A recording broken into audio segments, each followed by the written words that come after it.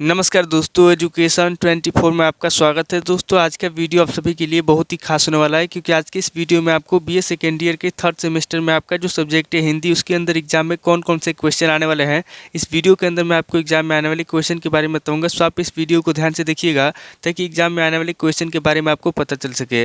और जो भी स्टूडेंट बीए सेकेंड ईयर के अंदर है, जिनका थर्ड सेमेस्टर का एग्जाम चल रहा है या फिर थर्ड सेमेस्टर का एग्जाम होने वाला है, वो लोग कमेंट करके जरूर बताएं कि नेक्स्ट क्वेश्चन पेपर उनको किस सब्जेक्ट के ऊपर चाहिए, ताकि आपके कमेंट के अनुसार मैं आपको क्वेश्चन पेपर दे सकूं। तो अभी बिना किसी देरी के शुरू करते हैं और हिंदी के अंदर एग्जाम में जो भी क्वेश्चन आने वाले हैं उन आने वाले क्वेश्चन के बारे में जानते हैं। यहाँ पे सबसे पहले हम लोग लघु उत्तरीय प्रश्नों के बारे में जानेंगे। तो लघु उत्तरीय प्रश्नों में पहले प्रश्न की बात की जाए तो यहाँ पे आपका पहला प्रश्न दिया हुआ है, आलोचना से आप क्या समझते हैं। पहला प्रश्न कह रहा है कि आलोचना क्या होता है, आलोचना से आप क्या समझते हैं। यहाँ पे आपको आलोचना के बारे में बताना है। अब अगले क्वेश्चन की बात की जाए तो यहाँ पे आपका दूसरा क्वेश्चन दिया हुआ है, हिंदी कहानी के विकास में प्रेमचंद के योगदान का उल्लेख कीजिए। दूसरा क्वेश्चन कह रहा है जो हिंदी कहानी है, यहाँ पे आपको हिंदी कहानी के विकास में प्रेमचंद के योगदान का उल्लेख करना है। अब अगले क्वेश्चन की बात की जाए तो यहाँ पे आपका तीसरा क्वेश्चन दिया हुआ है, रेखा चित्र क्या है। तीसरे क्वेश्चन कह रहा है कि रेखा चित्र क्या है, यहाँ पे आपको रेखा चित्र के बारे में बताना है। अब अगले क्वेश्चन की बात की जाए तो यहाँ पे आपका चौथा क्वेश्चन दिया हुआ है, आत्मकथा से आप क्या समझते हैं। चौथा क्वेश्चन कह रहा है कि आत्मकथा से आप क्या समझते हैं, यहाँ पे आपको आत्मकथा के बारे में बताना है। अब अगले क्वेश्चन की बात की जाए तो यहाँ पे आपका पाँचवा क्वेश्चन दिया हुआ है, संस्मरण क्या है। पाँचवा क्वेश्चन कह रहा है कि संस्मरण क्या है, यहाँ पे आपको संस्मरण के बारे में बताना है। अब अगले क्वेश्चन की बात की जाए तो यहाँ पे आपका छठा क्वेश्चन दिया हुआ है, रेखा चित्र और जीवनी में अंतर स्पष्ट कीजिए। छठा क्वेश्चन कह रहा है जो रेखा चित्र और जीवनी है, यहाँ पे आपको रेखा चित्र और जीवनी में अंतर स्पष्ट करना है।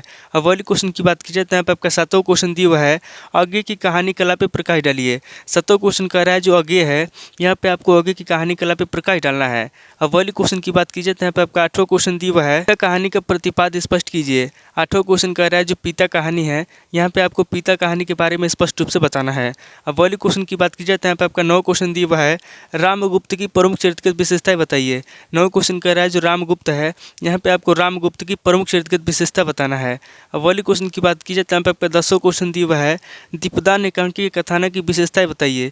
10वां क्वेश्चन कह रहा है जो दीपदान एकांकी है, यहाँ पे आपको दीपदान एकांकी कथानक के बारे में बताना है, यानी कि जो दीपदान एकांकी कथा है उसके बारे में आपको बताना है। अब अगले क्वेश्चन की बात की जाए तो यहाँ पे आपका 11वां क्वेश्चन दिया हुआ है, शुक्ल जी के निबंधों की भाषा पे प्रकाश डालिए। 11वां क्वेश्चन कह रहा है जो शुक्ल जी है, यहाँ पे आपको शुक्ल जी के निबंधों की भाषा पे प्रकाश डालना है। अब अगले क्वेश्चन की बात की जाए तो यहाँ पे आपका 12वां क्वेश्चन दिया हुआ है, कुबेरनाथ राय के निबंधों की भाषा पे प्रकाश डालिए। 12वां क्वेश्चन कह रहा है जो कुबेरनाथ राय है, यहाँ पे आपको कुबेरनाथ राय के निबंधों की भाषा पे प्रकाश डालना है। अब अगले क्वेश्चन की बात की जाए तो यहाँ पे आपका 13वां क्वेश्चन दिया हुआ है, डॉक्टर विद्यानिवास मिश्र का जीवन परिचय दीजिए। 13वां क्वेश्चन कह रहा है जो डॉक्टर विद्यानिवास मिश्र हैं, यहाँ पे आपको डॉक्टर विद्यानिवास मिश्र का जीवन परिचय देना है। अब अगले क्वेश्चन की बात की जाए तो यहाँ पे आपका 14वां क्वेश्चन दिया हुआ है, अमृतलाल नागर के उपन्यास एवं कहानी संग्रह के नाम लिखिए। 14वां क्वेश्चन कह रहा है जो अमृतलाल नागर हैं, यहाँ पे आपको अमृतलाल नागर के उपन्यास के बारे में बताना है और उनकी कहानी संग्रह के नाम लिखना है। अब अगले क्वेश्चन की बात की जाए तो यहाँ पे आपका 15वां क्वेश्चन दिया हुआ है, हरिशंकर परसाई की भाषा शैली पे प्रकाश डालिए। 15वां क्वेश्चन कह रहा है जो हरिशंकर परसाई है, यहाँ पे आपको हरिशंकर परसाई की भाषा शैली पे प्रकाश डालना है। अब अगले क्वेश्चन की बात की जाए तो यहाँ पे आपका 16वां क्वेश्चन दिया हुआ है, राहुल संकीर्त्यायन का संक्षिप्त जीवन परिचय दीजिए। 16वां क्वेश्चन कह रहा है जो राहुल संकीर्त्यायन है, यहाँ पे आपको राहुल संकीर्त्यायन का संक्षिप्त जीवन परिचय देना है। अब अगले क्वेश्चन की बात की जाए तो यहाँ पे आपका 17वां क्वेश्चन दिया हुआ है, डॉक्टर पद्म सिंह शर्मा के कृतित्व पे प्रकाश डालिए।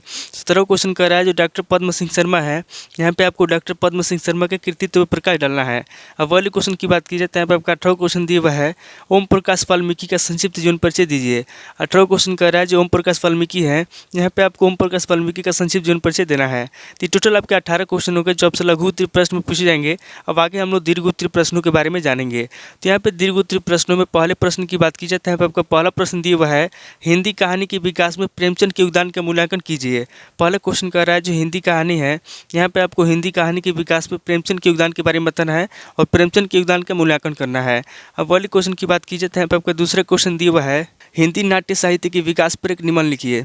दूसरा क्वेश्चन कह रहा है जो हिंदी नाट्य साहित्य है, यहाँ पे आपको हिंदी नाट्य साहित्य के विकास पर एक निबंध लिखना है। अब अगले क्वेश्चन की बात की जाए तो यहाँ पे आपका तीसरा क्वेश्चन दिया हुआ है, रेखा चित्र से आप क्या समझते हैं। रेखा चित्र कहानी में अंतर स्पष्ट कीजिए। तीसरे क्वेश्चन कह रहा है कि रेखा चित्र से आप क्या समझते हैं, यहाँ पे आपको रेखा चित्र के बारे में बताना बताना है। उसके बाद आगे आपको रेखा चित्र कहानी में अंतर स्पष्ट करना है। अब वाली क्वेश्चन की बात की जाए तो यहाँ पे आपका चौथा क्वेश्चन दिया हुआ है, मुंशी प्रेमचंद द्वारा लिखित कहानी पंच परमेश्वर का सारांश लिखिए। चौथा क्वेश्चन कह रहा है जो पंच परमेश्वर कहानी है, यहाँ पे आपको मुंशी प्रेमचंद द्वारा लिखित कहानी पंच परमेश्वर का सारांश लिखना है। अब वाली क्वेश्चन की बात की जाए तो यहाँ पे आपका पांचवा क्वेश्चन दिया हुआ है, रोज एक भावादी कहानी है, इसकी सतर्क विवेचना कीजिए। पांचवा क्वेश्चन कह रहा है जो रोज यानी कि गैंग्रीन एक भावादी कहानी है, इसकी सतर्क विवेचना करना है कि रोज जो है कहानी भावादी है कि नहीं है। अब वाली क्वेश्चन की बात की जाए तो यहाँ पे आपका छठा क्वेश्चन दिया हुआ है, ध्रुव स्वामिनी के चरित्र की विशेषता निरूपित कीजिए। छठा क्वेश्चन कह रहा है जो ध्रुव स्वामिनी है, यहाँ पे आपको ध्रुव स्वामिनी के चरित्र की विशेषता बताना है। अब वाली क्वेश्चन की बात की जाए तो यहाँ पे आपका सातवां क्वेश्चन दिया हुआ है, लक्ष्मी का स्वागत एकांकी के तत्वों के आधार पर समीक्षा कीजिए। सातवां क्वेश्चन कह रहा है जो लक्ष्मी का स्वागत एकांकी है, यहाँ पे आपको लक्ष्मी का स्वागत एकांकी के तत्वों के आधार पर समीक्षा करना है। अब वाली क्वेश्चन की बात की जाए तो यहाँ पे आपका आठवां क्वेश्चन दिया हुआ है, आचार्य रामचंद्र शुक्ल की भाषा शैली पर प्रकाश डालिए। आठवां क्वेश्चन कह रहा है जो आचार्य रामचंद्र शुक्ल है, यहाँ पे आपको आचार्य रामचंद्र शुक्ल की भाषा शैली पर प्रकाश डालना है। अब वाली क्वेश्चन की बात की जाए तो यहाँ पे आपका नौ क्वेश्चन दिया हुआ है, महादेवी वर्मा द्वारा लिखित रेखाचित्र गीलू का सारांश लिखिए। नौ क्वेश्चन कह रहा है जो महादेवी वर्मा है, यहाँ पे आपको महादेवी वर्मा द्वारा लिखित रेखाचित्र गीलू का सारांश लिखना है। अब वाली क्वेश्चन की बात की जाए तो यहाँ पे आपका 10वां क्वेश्चन दिया हुआ है, कलम का सिपाही निबंध का सारांश अपने शब्दों में लिखिए। 10वां क्वेश्चन कह रहा है जो निबंध है कलम का सिपाही, यहाँ पे आपको कलम का सिपाही निबंध का सारांश अपने शब्दों में लिखना है। तो टोटल आपके 10 क्वेश्चन हो गए जो आपसे दीर्घ उत्तरीय प्रश्न में पूछे जाएंगे। तो इस वीडियो के अंदर मैंने आपको लघु उत्तरीय प्रश्न और दीर्घ उत्तरीय प्रश्न दोनों तरह के प्रश्नों के बारे में बता दिया। सो आप इन दोनों तरह के प्रश्नों को नोट कर लीजिए और किसी किताब से सीरीज से मिलाकर के याद कर लीजिए। तो दोस्तों आज इस वीडियो को मैं पे स्किप करता हूँ, मिलता है आपसे नेक्स्ट वीडियो में। अगर आपको वीडियो अच्छा लगा तो वीडियो को लाइक कीजिए, शेयर कीजिए और कमेंट करके बताइए कि आपको नेक्स्ट क्वेश्चन पेपर किस सब्जेक्ट के ऊपर चाहिए। थैंक यू दोस्तों।